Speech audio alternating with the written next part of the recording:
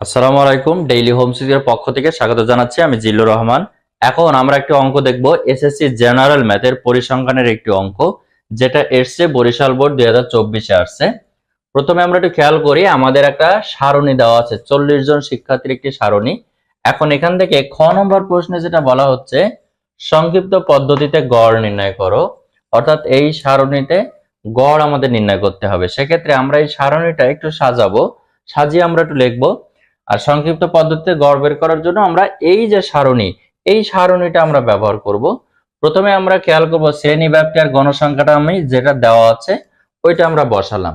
এখন আমরা খেয়াল করব যে এখান থেকে মধ্যমান বের করব, কারণ সংক্ষিপ্ত পদ্ধতিতে গড় নির্ণয় করতে গেলে আমাদের মধ্যমান দরকার হবে। এই কারণে এই যে শ্রেণী ব্যাপ্তি আছে, শ্রেণী ব্যাপ্তির মধ্যমান বের করব।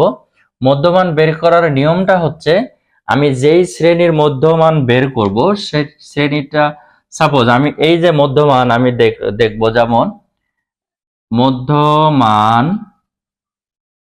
যে শ্রেণীর হোক, যেমন 60 আর কত 69, এই যে শ্রেণী, এই শ্রেণীর যদি মধ্যমান বের করি, তাহলে মধ্যমান ইজ ইকুয়াল টু সর্বনিম্ন পদ প্লাস সর্বোচ্চ পদ ডিভাইডেড বাই 2। এইটা ক্যালকুলেশন করে যেটা আসে সেটা হচ্ছে এই যে 64.5, এই যে মধ্যমান। তার মানে আমাদের এই যে শ্রেণী যেটা 60 থেকে 69, এই শ্রেণীর যে মধ্যমান সেটা আমরা পেলাম যে প্রথমটা যোগ দ্বিতীয়টা divided by 2 is equal to যেটা হয় সেটা মধ্যমান। সেম ভাবে আমরা প্রত্যেকটা শ্রেণী ব্যাপ্তির আমরা মধ্যমান বের করে নিলাম। এখন মধ্যমানকে আমরা xi দ্বারা আমরা প্রকাশ করি, কারণ আমাদের এটা পরে আমাদের লাগবে। আর গণসংখ্যা যেটা, সেটাকে আমরা f1 ধরি, f1 বা fi হচ্ছে গণসংখ্যা, মধ্যমান ইজ ইকুয়াল টু xi ধরে নিলাম। তাহলে এই দুইটা ক্যালকুলেশন চলে গেল। দ্বিতীয়টা হচ্ছে এই যে ধাপ বিচ্যুতি, ধাপ বিচ্যুতি ধাপ বিচ্যুতি হচ্ছে আমাদের যে গণসংখ্যা আর এই যে মধ্যমান যেটা বের করলাম, মধ্যমান। এখন এই যে মধ্যমান, ধাপ বিচ্যুতি হচ্ছে মধ্যমানের থেকে, এই যে মধ্যমানের থেকে আমাদের এ বাদ যাবে। মধ্যমান যা থাকবে এই মধ্যমানের থেকে, অর্থাৎ এই যে xi, যত মধ্যমানের যে মানগুলো থাকবে, সূত্র হচ্ছে xi মাইনাস এ, অর্থাৎ এখানে যেটা থাকবে সেখান থেকে এ যাবে বিয়োগ। অর্থাৎ এই যে আমাদের যে মধ্যমান, অর্থাৎ এই টোটাল শ্রেণীর যেটা মধ্যমা কোন শ্রেণীতে, সেটা এই যে 64.5, যেটা আমাদের ক নম্বর প্রশ্নে দেওয়া আছে, তাহলে সেইটা ইজ ইকুয়াল টু এ ধরে নিলাম। এখন xi অর্থাৎ এই যে শ্রেণীতে আছে প্রত্যেকটা যে মান দেওয়া আছে মধ্যমার, সেই মধ্যমা থেকে এ বিয়োগ যাবে, অর্থাৎ এই যে মধ্যমা সেটা বাদ যাবে, মধ্যক।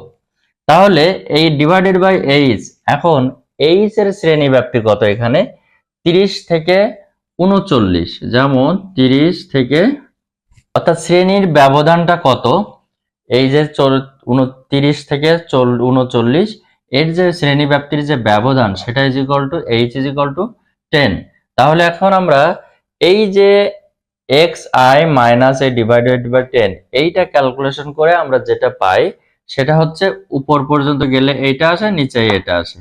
জিরো কেন হলো, কারণ এইটা মাইনাস এটা হইলে তো জিরো হয়, তারপরে উপরে যাচ্ছে নিচে আসে।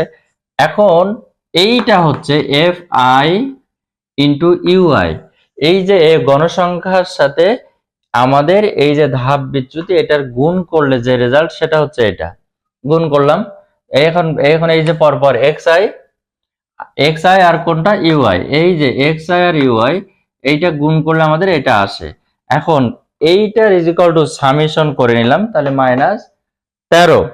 এখন এই যে গড় নির্ণয়, সংক্ষিপ্ত পদ্ধতিতে গড় নির্ণয়ের যে সূত্র সেটা হচ্ছে এই যে গড় is equal to A plus, অর্থাৎ এই টোটাল মধ্যক যেটা, মধ্যক প্লাস এই summation of FI UI divided by N into H. N মানে কত, এই যে 40 জন শিক্ষার্থী, তো এন হচ্ছে 40, এইচ হচ্ছে শ্রেণীর যে ব্যবধান সেটা, তাহলে এখন আমরা পেলাম 10। এখন এই মানটা যদি বসাই, এর মান আমরা জানি 64.5 যোগ সামেশন অফ এটা, মানে আমরা এখানে একটু খেয়াল করি, এই যে 13 ডিভাইডেড বাই n মানে কত, n মানে হচ্ছে 40 গুণ h মানে 10।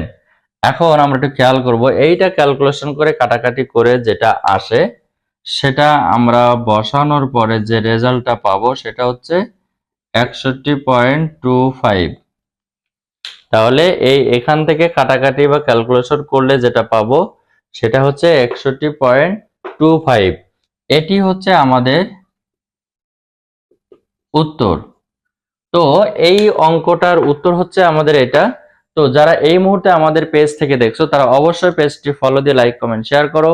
আর যারা আমাদের ইউটিউব চ্যানেল থেকে দেখছো তারা অবশ্যই ইউটিউব চ্যানেলটি সাবস্ক্রাইব করে আমাদের সাথে থাকো।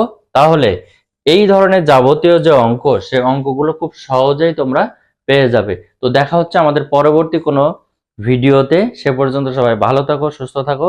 খোদা হাফেজ।